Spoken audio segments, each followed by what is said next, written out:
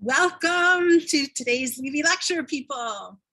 My name is Wendy Cronash. It's my pleasure to welcome you on this very hot, steamy day here in Illinois. We're hoping that due to the weather outside, we'll have more people watching us inside because we're going to take a trip to Rwanda. Let me tell you a little bit about our speaker. Dr. Virginia Mullin read voraciously as a child, and it was through all of that reading that she learned about different cultures and developed a love of travel. Her curiosity about people led her to obtain a doctorate in psychology, specializing in consulting and communications through professional presentations, writing, and occasional teaching, specifically internationally. Most recently, she finished a 3-year contract with a university in Thailand. She also has a master's degree in music and an interest in the music of the countries she visits, including performance and musical therapy. As of today, she has visited 108 countries. She has studied abroad. She's visited all 7 continents. She has circled the globe 3 times with stopovers and has been elected to the International Circumnavigator Society. She founded her own educational business, MVC, or Mullin Vickery Communications. It includes a subsidiary that does video production, and some of her, this is one of the trips, the trip to Rwanda is one of the videos that she's created. She also has one about a trip to Ethiopia, and there was one other one, I can't find it now. Oh, and the Galapagos Islands. So, but she has many, many stories to tell us, and this is going to be fun. So hopefully you are sitting inside with a cool drink and get ready to go to Rwanda virtually. And I will see you after the presentation to handle all of the questions. Virginia, welcome to the Levy Lecture Series.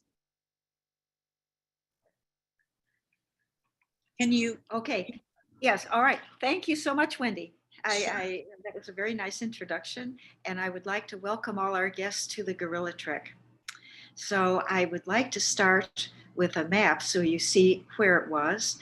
And if you look at, this is Africa in general, and my Gorilla Trek was in Rwanda. So I will move to a little more of a close-up where you can see where it is. This is the big picture of more the middle of Africa where the gorillas are. Oh, it's not moving.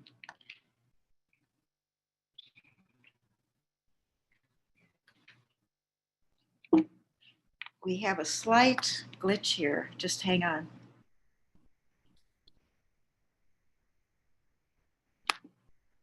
There. Which one? Okay, here we are. And I apologize for that. There was a problem with one of the commands. So this shows much more clearly where Rwanda is. It's a little bit below the middle of the map. We see above Rwanda the capital, Kigali. We see above the country of Rwanda, Uganda. And Rwanda and Uganda are the 2 countries that the mountain gorillas live in and where the treks are held. There are a few that go over the border to the left, which is the Democratic Republic of the Congo, but I'm not aware that there are many trips that go there. You also see to the right of Uganda and Rwanda, the countries of Kenya and Tanzania, which are the great safari countries. So people and probably many of you have gone there for a safari, and you wouldn't be too far from also doing a gorilla trek if you so chose. Usually there's quite a lead to get the visas and things you need, sometimes several months, but if one plans in advance, there's a lot that can be done. And so I was fortunate. I have a daughter who works in Nairobi. There's a big United Nations presence there, and they do a lot of work with fresh drinking water and that type of thing.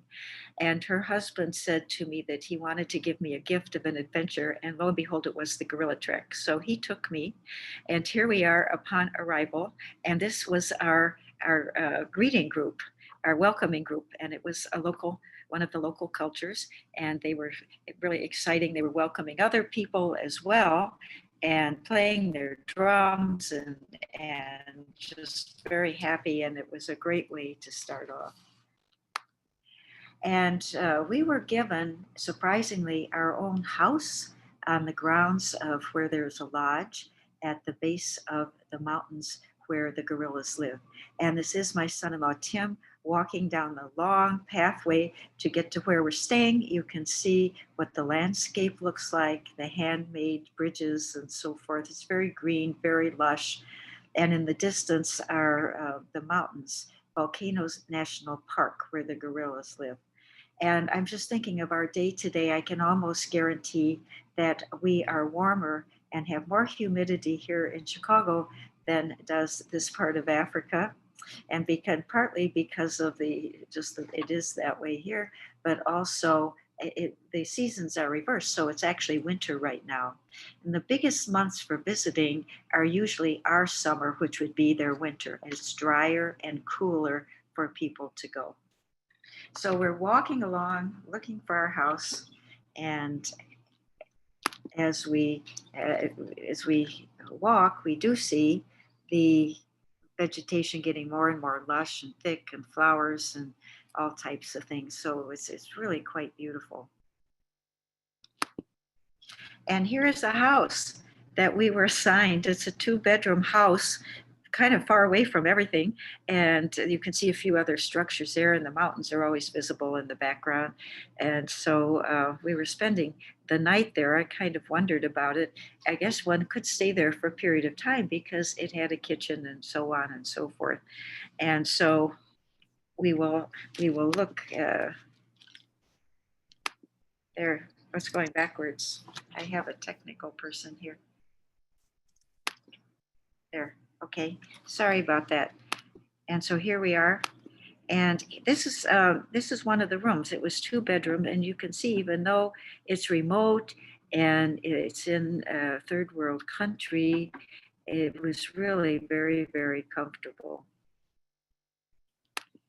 So we were taken around by Land Rovers with safari vehicles, which was nice. We had to walk a certain distance to be in them. But they took us to a lodge the night that we arrived for an orientation. There were probably 20 some people there who were going on the gorilla treks the next morning. But we were told exactly what to do, what not to do. We were told not to wear the color red around the gorillas because it made them very angry and excited them, and sounds more like Spain, I think, in some of the matadors and their capes and so on. But of course, everyone complied. We were also told we could be, if we wanted, within 10 feet, and to do nothing to startle them. Don't talk loudly, don't use really fast movements. Just be yourself and be very comfortable and enjoy the trip. And it was a very, very good trip. So now we've been transported to another path where we're going to walk to get to the mountains that we will trek up. And we were entertained again by villagers with song and dance and happiness and excitement. It was very, very nice, very friendly. We had great welcomes. And also then very, very spirited dancing. So our energy level was really quite high by the time we set off. No one really quite knew what the wigs were. I don't know if that was animal fur or something they made, but it was really very effective with the kind of movements they had. In general, every place we went, all the people we met were very friendly, very kind, was a very welcoming place to be. We will talk a little bit more about Rwanda itself after we do the gorillas. But this is why we're here to go on the gorilla trek and to see the culture that they live in. And here we are. Again, it is Volcanoes National Park. They live up there and it's a rainforest. That's the one we will climb. We will go halfway up. We take the milder paths. There was one group that wanted to go further up, and unfortunately they did get into a lot of rain and mud. So our decision was was really the better one. Okay, so there's my son-in-law with his walking stick. He really came prepared, and you can see that we were given boots or gaiters, maybe they're called, on our legs, just so that mud and things wouldn't splash on us in case it got into rain. So we're set to go, and here we are. We, on the left side, we have walked through a small path, and you see the ladder that we're expected to climb to get up to the main path. And so we did it on all fours with our hands and feet as well.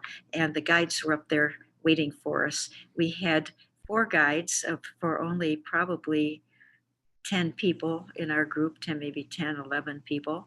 And we had 2 in the front and 2 in the back as we walked along. They both had rifles, as you'll see. And the reason was not to protect us from gorillas, but it was in case we ran into poachers, which in the past were a really severe problem and diminished the population of gorillas very much. My understanding is that with these additional safety measures they're taking, the poaching of gorillas an amount of that has really dropped. And I always, I like to refer, even though they're Hollywood movies, but the movie Gorilla in the Mist, and that was an amazing movie about living amongst the gorillas, and it pictured their personalities, quote, personalities, pretty well, because they are very gentle in general. They live in families. Some of it was filmed in different parts of Africa. So one might want to watch that just to get a little more background on watching the gorillas and also the landscape and so forth. So we now have climbed up to our main path and we're moving along. We have a little bit of space between each of us with our guides in the front and the back. So far, it's fairly sparse with vegetation, but that will change soon. Okay, oh, and here we are. This is a surprise. We're at the top of the hill. We have to go down, almost straight down. And I looked at it and was laughing. Oh, that's me in my gorilla trekking outfit. And the guides who were very nice, he was laughing because I just looked at him. And here we go. We had to go down on vines, and it's almost straight down. And as you can see, it looks muddy, so it'd be very easy to slip. And that's one of the reasons we have all the foot gear and so forth to really protect us from that. So he handed me the vine, and there was someone else, another guy down there who was watching me, and I grabbed the vine and slid down on my feet, as did everyone else, and we continued on. We found ourselves, though, in an abandoned stream bed, which was very, very rocky. And of course, that was a little difficult to walk through as well, very uneven. And you can see the vegetation is getting thicker and thicker. And it was always very green. We were there in a very good time of year. It was really, it's beautiful country. And we'd hear birds. It was exciting. And so now we are further into the vegetation, and you can see bamboo trees there on the right. They're very, very thin, but we are in a bamboo jungle, and those are the areas that the gorillas live as well. We also see a lot of vegetation as far as ferns and just a little bit of everything, but we are starting now to get close to the habitats of the gorillas, and the guide is giving us, I guess, a little talk about what we'll be seeing. So, surprise, that's what came up next. And they do follow the path of the gorillas and other animals through droppings. So we had a good view of that. But someone said it was more, they thought it was probably a group of elephants, but the guide just laughed at that. And not far beyond the dropping sighting, we see something black with gray on the top, kind of hiding uh, behind uh, tree limbs and whatever. And that's a gorilla who's been watching us. And so they are interested in us as well as our interest in them. And those of you, I'm sure all of you have been to zoos, that if if you start watching the gorillas, you may notice that one will come up to the bars, a cage or the glass, and they're also interested in watching us, which is something. And of course, there's a connection between us and them that I'll talk about as well. You can see the patch of gray on the back, which indicates this is a silverback gorilla. The silverback is the largest of the mountain gorillas. It is a male, and it is the leader of the living group that he's in, or the family, as it's called. Well, we can talk more about that, but they make decisions. They really look after the other gorillas. They play with the young ones. They're quite interesting, and we will see more of them. But this is the first one, and he's just been kind of monitoring our progress as we go along. Oh, that's the same one. So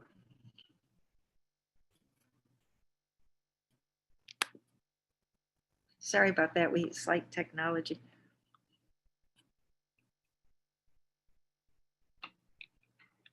Oh, there we go. Okay, very good. Yeah, very, very good. Sorry about that. And here's another one. As we get close, there's a young adult who's just sitting in the bushes and relaxing, I guess, and he's monitoring our progress too. They don't really react all that well, and they of course have had groups come through before, and if the visitors follow the instructions, they're not going to alarm the gorillas or do anything that sets things back. So we have this fellow, but we're excited just to see the different ones, and the eyes are usually on something, and many times they were on us. This is a smart aleck. This was funny. We're getting closer and closer to the encampment of the family, this particular family, and this gorilla was playing peekaboo.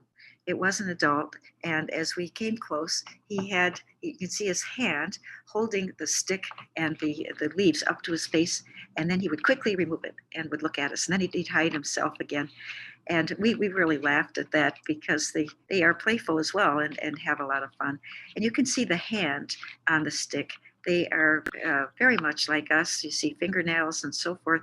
Later on, we'll see a little more of their anatomy, but they are very much related to us according to scientists in the family of being primates.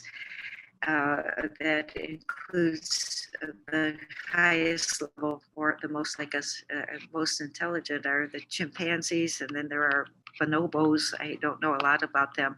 And then the gorillas, which are also very, very similar. And studies have indicated from scientists, animal scientists, that their genetic makeup is over 90% similar to ours. Unfortunately, they also are subject to getting the same diseases, and they had a COVID epidemic probably brought in early on, maybe by tourists and whatever, and it did wipe out part of their community.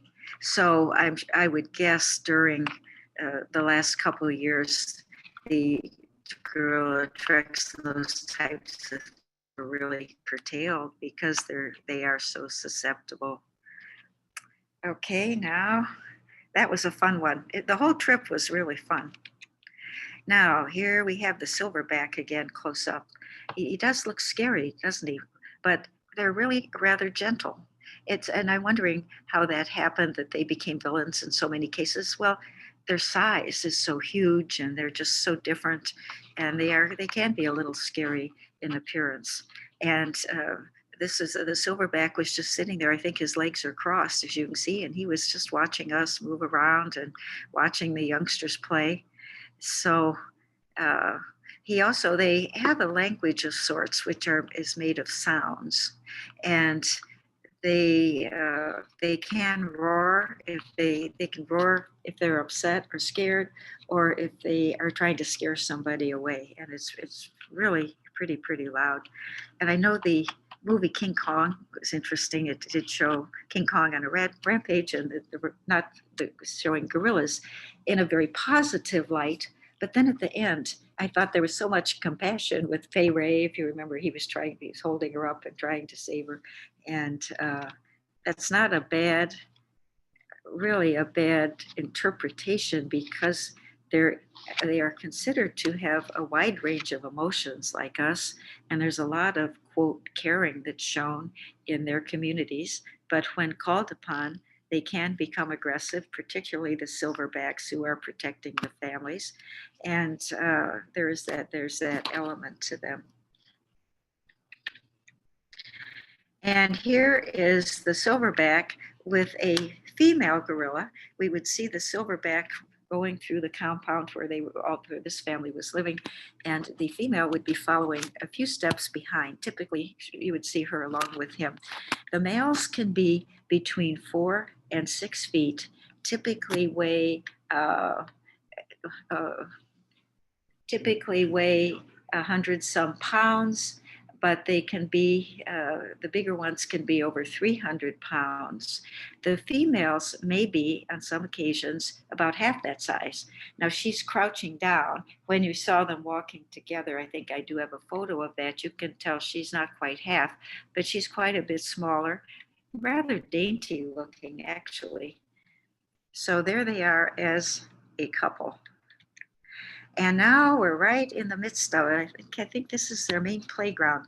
You can see all the vines and things to climb and trees and whatever. And it's very thick.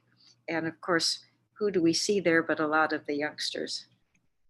Here's somebody climbing a stick. There was a lot of activity because it was early afternoon after they had their midday meal, which is an interesting thing. And they have playtime and then they have a nap time. And this is all monitored by the silverback. They have 3 meals a day. He leads them to different places every day. They often sleep in different places at night, for example, and he knows that they like a variety of foods. So he takes them to places where maybe there are a lot of good berries that are popular with them, or there's something else, and they do get a variety. And also a variety of the landscapes where there are things to do and to play. I mean, it's really amazing. I don't know if I mentioned that the way they sleep at night, they build their own nests and sleep in nests, and then they move on the next day, and they never go back to the same nest. They're just abandoned. And they also build something of a nest for their afternoon nap when everything quiets down. So isn't it, I mean, it is quite amazing and very different from what we might think. And it's very exciting to see this. It's almost humbling, to see how advanced their culture really is. So the guards often, as I think I did mention earlier, frequently will be sleeping near the gorillas. And that's one reason they do not immediately act afraid of people coming in. They could be guards that they have seen. And when the humans follow all the instructions, everything goes very smoothly. And now here we have the vines, and this is the playground. This is one of the really young baby gorillas having fun. So you can see how young they are active, and the use of the foot that is hanging on also to one of the vines. And that baby was really swinging. It was fun to watch. And here is it's a youngster, not as young as the other one, but this one was interested in flowers. And we watched him or her, I don't know which, pick flowers. And here he would sniff the flowers and inspect them. Never ate them. I don't know if he was looking for a snack or not, but he was mainly studying the flowers. And now he's taking a break and he's looking up. And you'll see a lot of the gorillas looking up because that's where a lot of the younger ones are playing and swinging, and they all look out for each other. It sounds like I'm adding too many human characteristics, but that's really how they are. He's looking up, and they do protect the young ones. He's taking a break from his habit of picking flowers. So there, guess what he sees? There are several youngsters, and they're all together. One is reaching up. They play games like children do, rolling around and so forth. And so it was fun to see. And here is what we believe is the youngest in the community. They typically have only one baby gorilla at a time. And this one, I think we were told, I know we were told, is less than 3 months. And so here he is exploring, but look at what we see on the left. And the left are the mothers. And there's there's one on the side. There were more young ones playing there too, but they're like mothers everywhere. They're observing. They watch what they're doing, protecting them, and it's very interesting. I like the mother. Well, I guess you can't tell exactly where I'm pointing. The one on the top looks like she's very much settled in, but they're definitely keeping track. And then here are more. There's a huddle these are very young ones as well. And they sometimes roll around and wrestle and do that type of thing.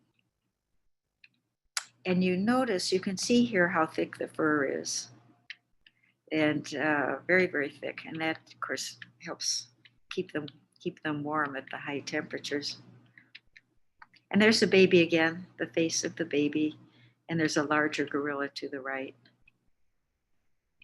Very sweet. And here is the silverback, the leader, with the female behind. And that's about the difference in their height. And she's following along, and he's looking up too, keeping an eye on something. The gorillas are, I was originally thinking they were vegetarians, but they are herbivores. So their diet is mainly plants and berries and that type of thing. So he may be looking at something that has a potential for their dinner. And here we have more looking up. So these are where youngsters are playing. The eyes are interesting, very intense.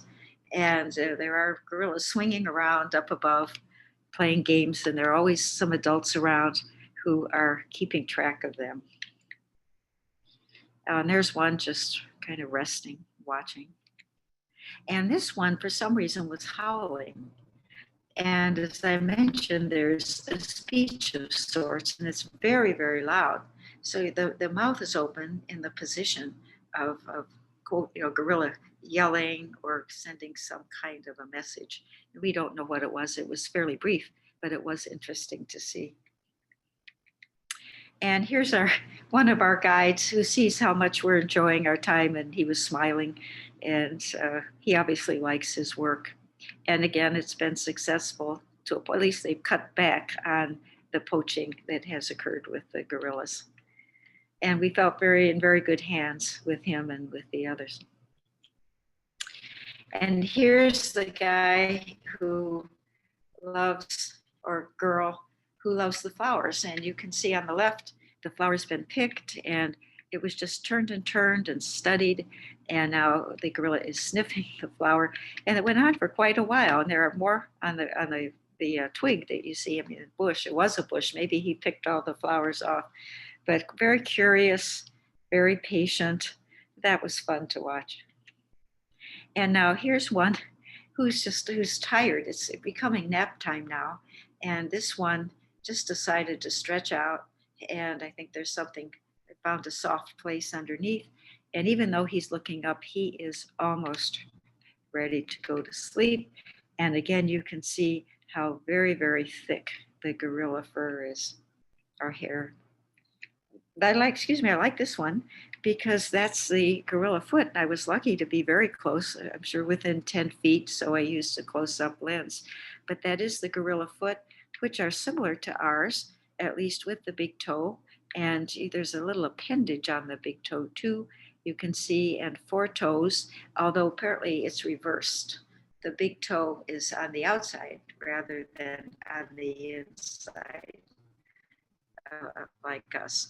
And they are very useful because the feet grasp the vines and so forth for climbing as they are working their way with their hands. So it's as though they have four hands in many ways, and they're quite agile. They can get around. So that's the gorilla foot, and it's a pretty good shape on the bottom because he's been walking and climbing everywhere, and still seems to look fairly healthy to me. And now we were walking along, and this gorilla came towards us. And we just stopped and we were quiet. The guards weren't too concerned, but he had broken away from the group and was following us a bit. You can see there's something of a path. Apparently, I think was a little water in the area. And for whatever reason, he wasn't dangerous to us, but there he is. And there are the guards. They look a little bored at this time. I think they're waiting for us to be ready to be on our way. But you do see the rifles, which hopefully they don't have to use very often. And there's a woman guard too. And they really help make the gorilla trek meaningful and fun. And then there's another one who's just relaxing with his boot and so forth, and just waiting for us to move on. So that was the end. We really saw what we came to see, and there were a lot of them, and it was fun, and we were treated well. It was a surprise how harmonious things are. Obviously, there are disagreements and there can be fighting. I'm sure there are particularly other young male gorillas that are banished and set out to form their own families, but it's very much a surprise as to what they are. And right outside, when we got to the ground outside the gorilla compound, was one of the local women with her baby, and very typical, her baby on the back and very bright colors. There are several cultures there, and they are very friendly again, and very, very family oriented. Rwanda was originally German, which surprised me when I did some research. And but then the Belgians wanted to rule it. The Germans pretty much stepped aside because it's next to the Congo, and the Belgians already had a presence in the Congo. And then the French, who did have some presence in Africa, and unfortunately, as we know, the West just basically got together and carved Africa up for themselves, taking on the different countries. England was a lot of different countries, England, Belgium, and so on. And a lot of it was due to the resources. But Rwanda's gone through a lot of hands. So when the French realized the Belgians were there, they decided to start some trade themselves. And the main language, other than the community language, the ethnic group languages, was French for some time. And then the government decided, since they were surrounded with English-speaking countries such as Uganda, Kenya basically was ruled by England, that English should become a language that most people could speak. Our guide spoke good English. He also said he was raised speaking French. So here's meeting one of the citizens with the baby. And here's a couple walking down a road. They'd smile when they'd see us. The people were friendly. And here are three boys that were playing. Children are children everywhere. They're really cute, and they were happy and laughing. But the children in Rwanda and the other countries also work. And here are three boys that are gathering sticks and so forth for firewood to heat the homes and also for cooking. And they were very diligent. They did look up. We would run into usually groups of three when we saw children, and typically boys. Now we started driving our way outside this area, although we continued to interact with the history and the people. And I saw the sign, the Diane Fossey Gorilla Fund International. Well, as we know, Diane Fossey was the woman in the film Gorillas in the Mist. I mean, she was portrayed by an actress, as we know, but it was all about Diane Fossey. And I said to our driver, who was a young man who was local, very, very nice. And I said, like to stop. He said, oh, you'd really like to stop here? And I said, yes, I'd like to go in. So I walked in thinking there would be information on Diane Fossey and books and so forth. And there was one man behind a desk. And I said, I'm interested in any exhibits on Diane Fossey. And he just looked at me and said, we don't have anything like that here. Well, of course, if you've seen the movie, which is pretty accurate with the history, and it also points out the gorillas as a family. Diane Fossey referred to them as her family and was very gentle with them. But she died under very mysterious circumstances. And there's one theory that the government was involved because there was, she didn't want land taken up for farming, which was starting to happen and in the guerrillas' territory. And also there was some cruelty to gorillas that she just wanted to protect. So that was quite an interesting stop, although I understand that that fund does have some good management and there is money that goes to help the gorillas. They have lost people due to, people, they're almost like people. The gorillas have lost members of their community lately through disease, but the number lost to poaching again is less than it used to be. So you never know what you'd find. You can drive along the road and hear something from history, and it's hard to tell. And interspersed with that were local people going about their business. And I'm sure many of you have been to Africa and you know that people carry, particularly women, very large loads of groceries. These look like big sacks of potatoes. So it's someone who's been to the market, a woman, and a very small baby on her back and a very heavy package on top. So we're back to seeing the local people and their lifestyle. And here's another one coming. They also look like potatoes, but they could be anything. And she was walking with no hands and had perfect balance of all of this on her head and also perfect posture. So I know in the past women used to practice by putting books on their head so they could stand very straight, but this looks like something that would be difficult to learn. And now we see more boys. These are older boys and they are picking up, and it looks like cutting larger logs and whatever to take home for various purposes. So this is a weekday. They are children of different ages are out working particularly with these kinds of jobs. And now this is an incident that we were involved in.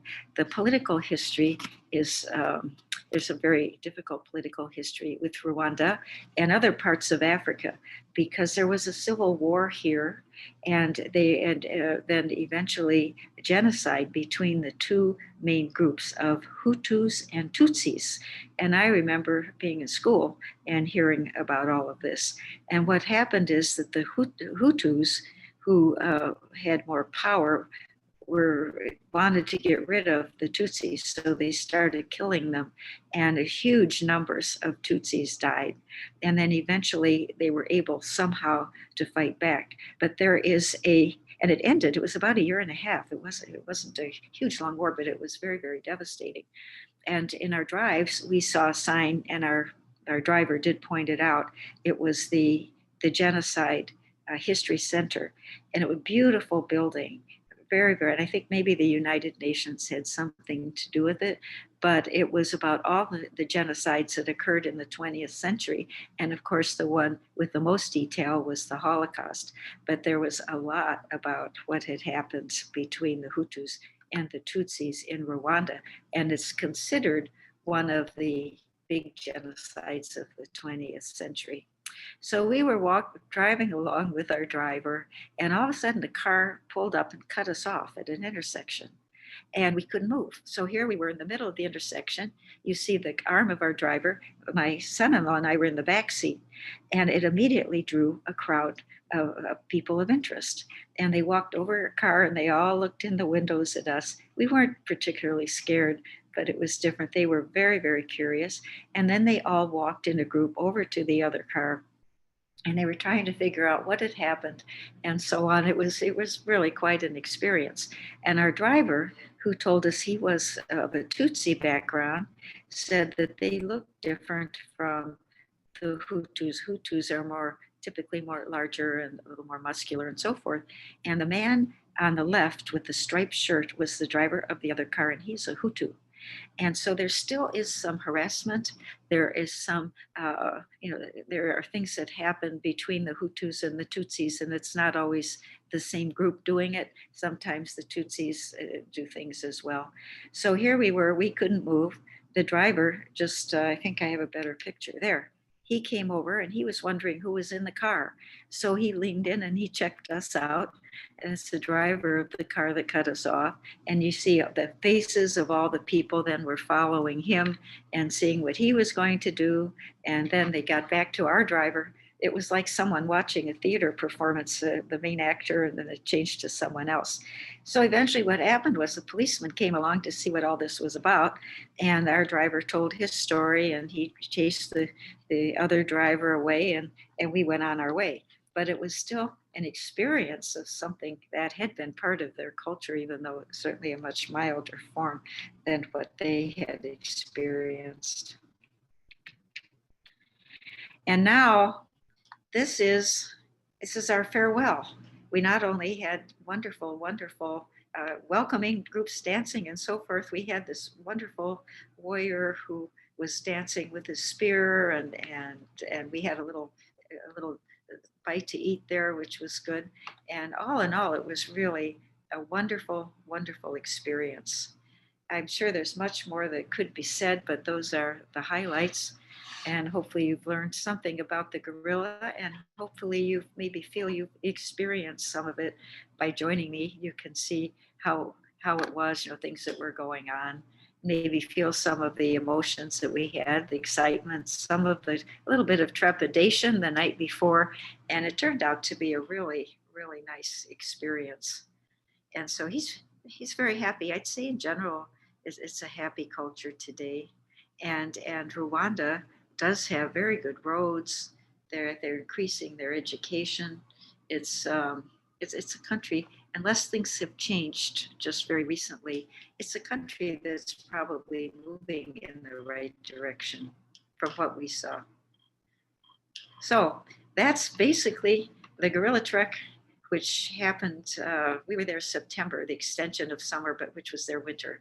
And it was dry and nice and very, very positive. Okay.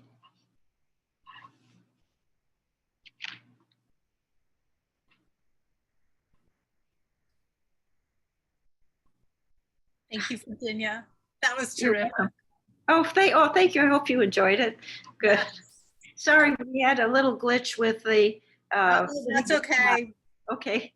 Hang on one second. Let me just. Okay. I'm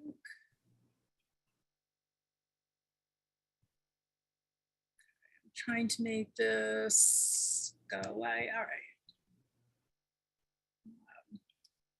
Well, that was really fascinating, and we have lots of questions. Oh, okay. So let me get right to those. All right. Thank you. Okay. So Mary says, I'm going to Rwanda the first week in August. Oh, what good. type of camera did you use, and how cold did it get while you were there? Well, I don't quite know how cold it was. It really wasn't cold. Maybe at night, particularly in the cities such as Nairobi, maybe there would be a light sweater. But it was very pleasant weather because, as I mentioned, the summer is really winter. So what you avoid is the heavy humidity and some of the type of weather we're having now. And then the type of camera I had at that time, a Nikon, was that? Yeah, it was kind of an all-purpose. An all-purpose camera. Typically, I'm more of a point and shoot person, and I just try to line things up. And I have to admit that some of my photos were taken with an advanced cell phone. And I had bought a new cell phone before I left because I heard what a great camera it was. And it was wonderful to have something that light to carry around and to be able just to pull out very quickly and take some pictures.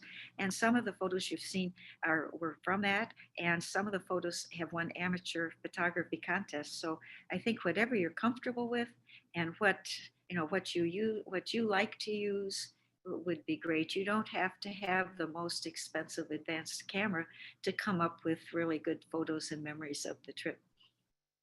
Great answer. Michelle asks, do other gorillas ever use the abandoned nests built by others? And what are the nests made of? First of all, I don't have an exact question to that, but we were told that the silverback teaches them how to make their nests, and they're made from brush and leaves. There's something they gather to sleep on, so it's something of a bed. And the comment from our guide was, and they are never used again. So, of course, the gorillas that built them are moving on somewhere else because the leader is always having them move along trails where there are the different foods and so forth. I would doubt that, well, because this is their territory and the families do have their territory, such as the groups that went up further north, they're in a totally different, on the mountain, totally different territory. So I would doubt that there are other gorillas following along that would be really happy to think, oh great, it's an abandoned campsite, we'll take it over. They seem to do their own thing. And this was a group that's very well known for more or less being a rule in that area. So that's my question. I don't know how you'd find out, probably a zoologist, a gorilla specialist. Okay. Here's Robert's comment and question. We had the opportunity to visit the Rwanda gorillas in 1982. At that time, the groups were limited to 6 to 8 people, and they were only allowed to spend 40 minutes with the family group. What kind of time frame did you have visiting? Well, the size of the group hasn't changed all that much. Ours was between 8 and 10 people, and that worked fine. And the time frame, I didn't measure it, but it could be.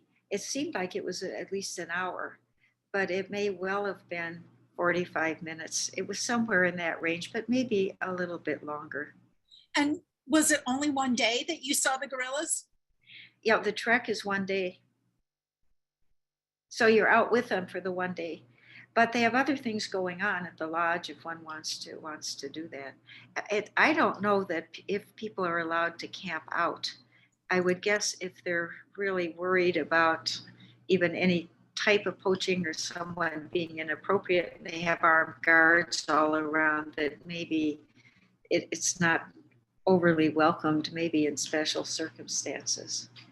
So I would say the time of being with the gorillas has probably not changed a whole lot.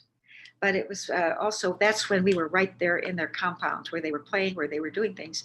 And as we got close, we were seeing them, such as the peekaboo guy. We were seeing them in the brush. We were seeing some of them watching us. So there were other impressions that we had and other, quote, interactions other than just being right there. Were you able to tell or observe different personalities among the gorillas that you saw? Well, the main thing is the guy playing peekaboo. I mean, that was funny. This was a character because he had a branch with leaves, and everybody just laughed, and maybe the laughter encouraged him as well. So he was having a lot of fun. And there were some of the mothers that were playing with the babies still ride on the mothers' backs, and others that were just a little remote, relaxing and choosing to observe. So I'd say probably some were more active and more involved than others. But the personalities, I mean, the guy with the peekaboo one is really a strong, fun personality. Did anyone in your group try to play peekaboo with him the way you would do with a baby? No, because he was in the brush as we walked through right at the edge of where their community was. And Virginia, so move up a we little. were just on a trail. Oh, yes, I'm sorry if you can't hear me. Yeah. I don't think anyone thought about it. We were just walking. We were limited. Some people had a small backpack or whatever, but he had his own equipment of the leaves and the stem and whatever. So I think people were just amazed and were enjoying watching what was going on. And of course, the guards were continually having us move along so we'd get to the compound as well. It's probably a good idea. I suppose if somebody had a scarf and could put it over the face and pull it up, that might have worked. But we were more just enjoying the show and moving along at the same time. If the chimpanzees are constantly moving, how do the guards know where to go to? And were they used to seeing the same gorillas over and over again? Yeah. Okay. First of all, you mentioned chimpanzees. Or I'm sorry, the gorillas. Yeah. No, there's something else I would add about them. That's very different from the gorillas. They are different. Chimpanzees are considered one of the smartest, and it was on the same trip. I guess I can mention people who are interested in primates. We took a boat to a place called Chimpanzee Island. Actually, it was in Uganda, so it was right over the border, and they were orphan type, chimpanzees, and there were zoologists and people that had set up a community for them on an island. And chimpanzees don't swim, so they couldn't get away. So called Chimp Island. But they were so interesting. They had all been given names. They were all in rows. It was feeding time, and one of the zoology leaders was throwing jackfruits at them for lunch. They're also vegetarians. And he would call them by name. They all had names. And there were 3 rows, but there must have been 40 chimpanzees or so. And when he would call a name, the hand would go up. I mean, they knew their names, they were ready, they were trained, they had their hand ready to catch their lunch. And I thought, that's really intelligent. The gorillas are also intelligent, but you don't see that kind of training. And of course, the chimpanzees were used in circuses and things and taught to ride bicycles and maybe not treated so well, but they are very, very intelligent. The gorillas have a little different intelligence as well. So I'll get back though to your question. You mentioned chimpanzees, and that's what reminded me. People going to Africa might see all types of primates. What was the exact question? I wanted to know, if the gorillas are constantly moving, how do the guards know where to go to find them? Oh, well, the guards are assigned to a certain family. So the ones we had did know the group and they were familiar to the group. But they have their rest times, they have their meals, but the silverback is always keeping them going, and they always go in single file along a trail. So since it's the job of the guards, and they're actually sleeping near where they are, they know where the gorillas, for the type of place they like to sleep at night. I don't know their exact schedule, but even without tour groups, it could be that they different squadrons of the guards are around and keeping an eye and really constantly doing tabulating how many there are, making sure nobody's missing and that type of thing, even if they aren't interacting directly.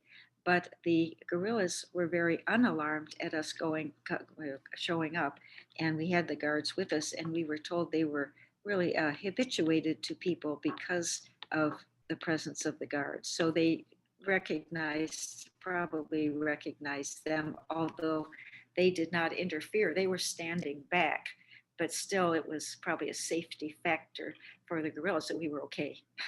Okay. Jody asks, is there only one tour company to see the gorillas, or are there more? I would guess there are more, but this was a gift to me from my son-in-law who was living in Nairobi, and he took care of everything from there. And you do need a special pass. Sometimes you need to order it months and months in advance because it's a popular thing to do. During COVID, again, I'm sure it was curtailed.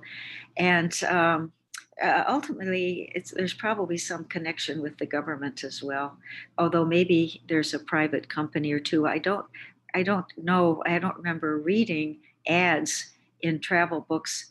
We have the best gorilla trek, and our name is Uganda, or whatever. Uganda also has gorilla treks, and that they're competing with each other. In fact, I did ask what the fee was because the fee changes periodically and it changes by country. Uganda and Rwanda have different fees for going, and it's a set fee, and so they are wherever you go, they people pay that same set fee to get the pass and so forth to go on the gorilla trek. And as far as being an expert on private companies, I'm really not, but this is what I know about it. Okay.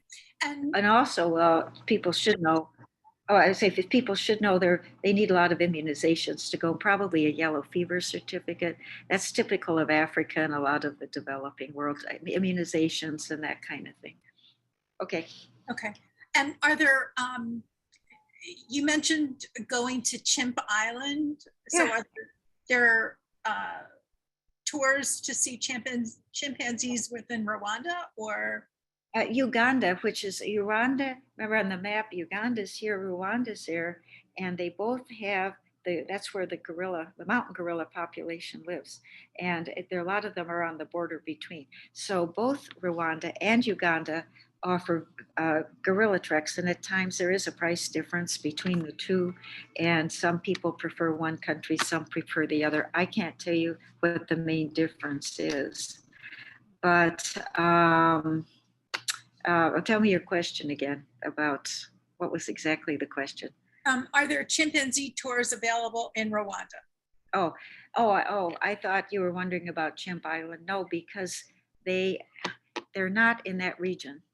Okay. They're not known for their chimpanzees. They're known, I think they're further south. And there are areas that are very heavily populated with chimpanzees in the wild. And I know people that have taken tours, but I can't tell you exactly where it was, except it was not connected with or near where we were in Rwanda. Okay. Did you go to Akagera National Park in Rwanda? Not that I'm aware of. We were in volcanoes National Park. That was the name of it. What year were you there? 2017. So the tourism business was pretty well established. It was not unusual to find someone that had gone, although it's out of the way. So it actually was fairly unusual back then, but it still was very well set up. You could tell that we had our own house. There was a nice lodge. We had nice meals and that type of thing. It was very professional. And what level of physical, I guess, physical health and physical mobility did a traveler need to have in order to enjoy this trip? I would say moderate. It was not overly taxing because it was a gentle walk. There were those steep slide downs where we had to have vines and whatever, but it was not overly strenuous. And I have been on trips. I rafted the Zambezi River near Victoria Falls, which is a difficult place. And coming up, they had very, very narrow steps to come out of the gorge where it was. And it was like a 3 to 4 story building and very strenuous. And there was a woman who was not in good health who had been accepted to be on the trip, and her mobility was poor. And one of the guides, who was so muscular, he'd been rowing, the local guide, turned around, picked her up, put her on his back, and she put her legs, he said, put your legs around my waist. And he carried her up all those stairs without batting an eye. And so maybe sometimes it's asked, do you have a physical mobility? How's your health and so forth? They may have accepted her knowing that was going on. I went on another trip that was a little strenuous, and there was a woman who was carried up and down hills on a stretcher by the guides in Africa. So the guides are in excellent shape, and they seem to be willing to take people who want to see these things who may need help. I mean, I was amazed with both of those situations. And you do fill out a health form. And so, and these people the guides didn't bat an eye helping them. So that's really amazing. That is amazing. Can you talk about the family structure of the gorillas? Well, there's the silverback is the main one, and there's a Is rumor there only one per there, troop? typically there's one, but in some cases there's more than one. And from what I was reading, it wasn't particularly specified, but if they're in the same family, they'd obviously have to get along because part of their job is to keep things on an even keel. One of the rumors was that they had fathered all of the baby gorillas, and then that's a little questionable as well. And the one we saw seemed to have a partner. I don't really know the case of that. And so it's one family. They were all connected. They were all probably related if it'd been more than one generation, and they were led by the one silverback gorilla. So, but then it's a very socialistic system because everybody would watch out for the young ones when they were playing. They'd pick up a baby maybe that belonged to somebody else, and they just looked very peaceful, very positive when we were there. So that's and then there are different families, and they know where they are. The families can often be like 10 to 12, and that was probably more what we saw with some of the new young ones, but they can go up to 30. So if it's a family of 30, there's probably at least 2 silverbacks or even more that are looking over things. And when the male gorillas come of age, do they need to leave? That's a question that I wasn't sure about. When you study lions, that's very much the case. When the young lions reach like a puberty, they are chased out, and the head lion does not want them, and the head lion is kind of roams around himself. The prides, the groups are often the females with the young ones. There's no indication of anything quite like that, but apparently there's some in existence because there's very little challenge to the silverback, and you don't see in our group, we didn't see other males that had the silverbacks. But I don't know that it's a ritual that they're completely chased out, or if it's a choice, or I don't know how that works exactly. Okay. Lions, we do. Susan comments. She asked if you took most of these pictures, and the answer to that is yes. She took all of them. I'm sorry? They're all my personal photos. Everyone. They're all my pictures, photos. And at the bottom, you see a copyright with my name on each one. She felt like she was right there. She especially liked the foot photo, which that's a very fun one. I thought was fascinating. Let me go on to some other questions. I know what you mean. The guy here, I'm still looking at the warrior type who is waving us goodbye. It looks like a postcard, but I think we all have a different eye, and I'm attracted to that. I'll look at something and look at the composition and think that's a great picture. It looks like a postcard. So that's part of how I judge, or if it's something unusual, I may take a picture too. Okay. So it's just a matter of having fun with it, what you want to do. Did you see any other animals on this trip? No, not there, because we were either on the road exploring, or in the lodge, or actually they're going to see the gorillas. There were some birds, we could hear birds, but we didn't see any elaborate, brightly colored jungle bird types like maybe you would in South America or whatever. And I don't remember. This was a preserve for the home of the gorillas, and that we did see some elephant droppings walking along. We were told an elephant had walked through, but we didn't see the particular elephant, but the elephant had been there. But it wasn't No, it was not a mixture of animals. The gorillas, this was their home, and the leader they wander around on paths to different places to sleep, to eat. And I don't think other gorilla families were coming into that territory. They might be nearby, but they had their own places. Excuse me. Warren asked, what are the natural predators that gorillas have? That's a good one, because I was reading about predators and in my research, and it said the worst are us. The biggest enemies they really have are us encroaching on their space. Naturally, crocodiles are real enemies of the gorilla, especially with the little gorillas, and also leopards. And leopards will often hang around the gorilla compounds and hang from the trees. And also, it's the younger ones that they can attack and carry off. So those are their two main enemies in the animal world. And again, as I had mentioned earlier, the encroachment of their territory by humans is one of the main problems, because there's an expansion of people looking for farmland, and it's very often that they want to take some land and clear it of the brush, and it's where the gorillas have been. So they are being pushed into smaller spaces, and they are very endangered, under the very endangered list at this time.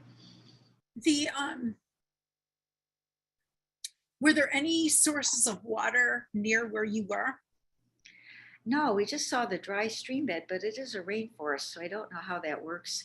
If there are places that the rain gathers and that they use, or there are streams that we didn't see because it wasn't, you couldn't really pass through them or cross them or whatever. So crocodiles wouldn't be, they wouldn't expect to be attacked by crocodiles at the place where you were.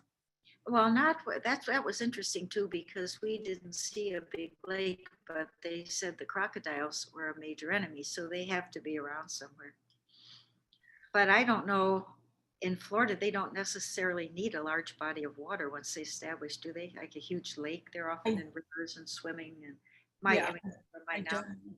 so there have to be places, and maybe the crocodiles sense where the gorillas are and sometimes go there. Okay. What happens to old gorillas?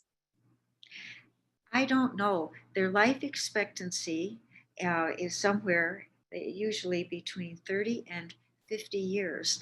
And the gorillas in the zoos live longer because they have medical care and they can be supervised and so forth. But it's not unusual for a gorilla to live to be about 40. But again, if they're well and in their natural habitat and so forth. But again, they are very susceptible to communicable diseases. So something like the pandemic hits, probably brought in by tourists or people at the beginning, a lot of them died. Is it difficult for you to see gorillas in zoos after this trip? No, in fact, a friend and I went to Lincoln Park Zoo afterwards, and they were doing some interesting things with gorillas. And we just happened to talk to a zookeeper who was in charge of the gorillas, and it was interesting to talk. I have mixed feelings about caging animals up. However, when you look at endangered animals, they are also saving animals. They typically live longer. They're studied. They are, in many ways, helped by that, if they're treated well. So it doesn't, I've never been in a zoo where I feel an animal is being, that I see an animal being mistreated or whatever. And I know years ago, I went to the San Diego Zoo, and I was amazed where they were trying to keep the natural habitat for the animals, and the animals could wander around, and we were often behind the fences watching them. So if we had no zoos, my guess was we'd know a lot less about gorillas, because it would be hard to study them in the wild like that. But with if it's a good zoo and with good people, it probably, to a point, can help them. Okay. I would like to ask you some questions now about other trips you've taken I'm fascinated with the idea that you're a circumnavigator. Okay. Let me just, could we close the presentation just so we could look? We have our guy with the spear here. Goodbye. He's getting smaller. All right, great. There he is. So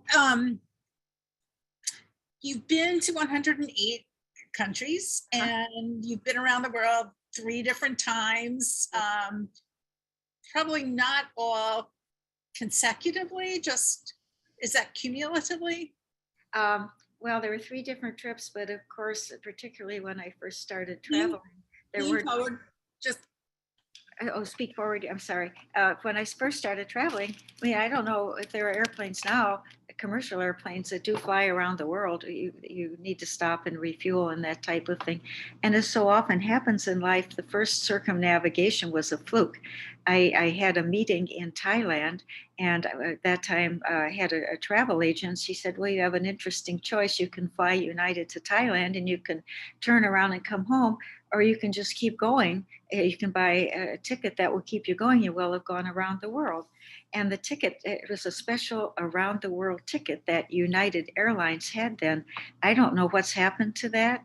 Maybe it exists and maybe not, but that's what I did. And I thought it was fun. And we stopped, I think from Thailand, it went to Germany, and then from Germany could come home. So at least that, and then I had gone the Western route to Thailand. I went through California and Asia and other stops, but that was in 2 different trips. So you don't have to do the circumnavigation all in one trip, but if you want to become a member and you go around the world, you keep track of what you're doing, and you have to be going the same way. So even if you same direction, if you stop and you go home for a while and then you resume, and you were going west, you have to keep going west so that you create a perfect circle. And so, and you can take a little break. Mostly people go by airplane, but we had one member, a very interesting fellow, who went by his sailboat. And so he circumnavigated the world in his sailboat by himself. And he went from Chicago out the Great Lakes and then into the Atlantic Ocean, all kinds of passageways. And that was really fascinating. So that's another way to do it. that is amazing. Did you come upon that membership? Was that a goal that you aspired to, or did that just sort of happen after the fact? Again, there's a lot of just kind of chance or luck in life.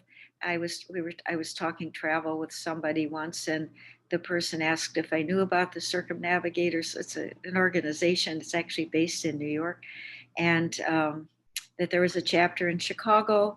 And I said, no, I've never really heard of the group. And so I was invited to go to a meeting. And I found it interesting because we have special programs, sometimes National Geographic or something very interesting, or an interesting trip from a member. And I found that I enjoyed it. We also do some philanthropic work where on some occasions we help others to travel as well, and through education. So to me, it's not frivolous. It's an educational group, people that are interested in the world, and also there is a certain segment of people we can help too. What are some of your more memorable trips? Oh, well, my first really trip overseas, I graduated from college and I had saved my money from summer jobs and went to it's a Goethe Institute in Germany because I wanted to learn better German. And I stayed there for the summer and then into the fall and met a lot of people at the school because it was international. And so I toured a lot of Western Europe at that time. And it was just fascinating because I'd never been overseas before. And I was only in the major part of Western Europe. I didn't get to the British Isles or outlying places. But I was amazed at how people learned and how even my classmates I had who were not American in the German-speaking school all knew 2 or 3 languages, having grown up in Europe. So I had my own children choose languages. They were about fourth grade, and there were teachers that would teach after school, and two of them chose German and one chose French. So that was fun, and they really enjoyed it. And really, as far as learning the language, which is what took me to Europe, it's really good for children's development and analysis, and that kind of thing. So that was my introduction, and it carried through in my life and what I did for other people. And so that was the first one. And as far as adventure trips, I did go to the Galapagos Islands with a friend, and that's a very, very interesting trip because of the unusual animals that are only found there. Charles Darwin did studies in the Galapagos, and often when I go, whether it's an adventure trip or whatever, I like to see something of where I've landed. So it started in Quito, Ecuador, which really was a very interesting place. It was Spanish colonial, and it was worth spending a couple of 2 or 3 days. It was just very short to get to see the people a bit and the country, and all of the guides for the Galapagos trips when you get there are Ecuadorians because it's run by the country. And again, very endangered animals. It's the blue-footed booby is one, and unusual birds. And I had an interesting experience of hiking up a hill with one of the guides, and a small hawk started following us. And we sat down at the top just to catch our breath. And the hawk hopped on top of the bench that we were sitting on, and I thought it was going to hop on my shoulder. And he said, "Just stay still. It just wants to look in your eyes." And it moved he said, "Move your head." So the hawk moved its head, and we were looking. I was about a foot away or less into the eye of this wild animal, which was just amazing. I don't know. All I could think was, I'm looking into infinity. And they said, no, they're very curious and they like eyes. So things that we would never think because we aren't interacting that way with animals. But there were just a lot of, when you get into different spaces like that, you can learn a lot of things. So that the Galapagos is another one of the big adventure trips that's really worthwhile. And then probably the third one, I went to Antarctica, but more of an expedition where you get off the boat and you are on the land and you go to the research stations and so forth. There are some cruises that go to Antarctica, but they mainly go through the islands and around the continent, but they don't really they don't really stop, or you don't spend a lot of time there. And we were right there with penguins. They're so funny, just standing on the ice. But the sad thing is that I was there 2005, I would say maybe 2008. And we were told it was so lucky down there because they were not experiencing the same melting conditions that the Arctic already was, where you would see polar bears floating out to sea on an iceberg, very sad. But that there was one big ice shelf that had a little crack in it. They were just hoping that it wouldn't break off. And it was within the last couple of years, it was news. I saw it on the news that this huge ice shelf had finally broken off and had broken into smaller icebergs. And of course, that has the temperature of the ocean has a lot to do with survival in the food chain. So that's really something to watch. But that's a very, very interesting trip from history as well. The whaling ships from Boston went down. In fact, Moby Dick is going into Antarctic water, and they have skeletons still on the beaches that were left by the sailors many years ago of species that don't exist anymore because they were such large whales and they were pretty much fished out. And you learn a lot. It's quite interesting. So those are 3 trips: the gorillas and the penguins in Antarctica, and the Antarctic trip in general, and the Galapagos, that are really, really very different and exciting and help us appreciate the world. What's on your agenda for the next trip?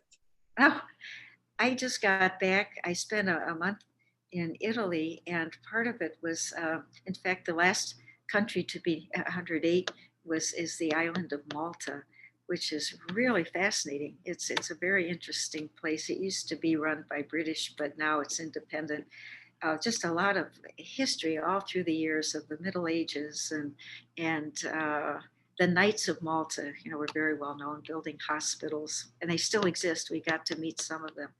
So I have just had some really good adventures. Another one was the country of the island of Sicily, and I was with a small group from the Smithsonian Institute, and we were within view of Mount Etna having dinner on a hilltop. We had a group of 15 people, and all of a sudden, instead of a white cloud, it was black smoke, and it erupted and it was really exciting. And I saw it on the news when I got home. It had continued to erupt. It's a very active volcano. So I still have all of those things in my mind, and I personally would like to see a little more of the Mideast. And people really like going to Jordan and heading up to Petra and that would be a good adventure trip. And I'd like to see more of Eastern Europe. Right now, unfortunately, it's not a great time to go, but I would like to see Romania and I've been to several of the countries. I'd like to see a little more of that. And there are little bits and pieces, here and there that would really enjoy, catch up on.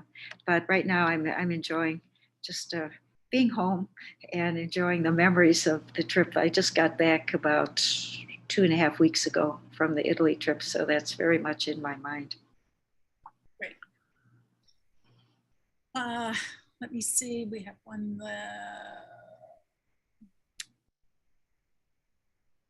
Okay, thank you. This was wonderful.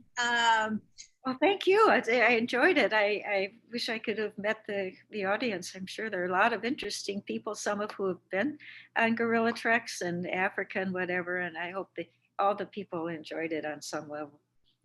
I have no doubt that that's possible, and that is true. This was your first virtual presentation, and you did smashingly.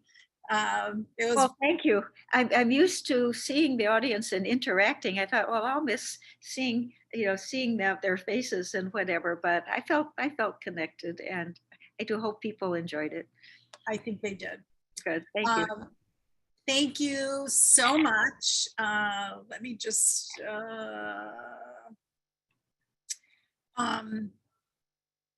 this was just a great way to spend part of the afternoon.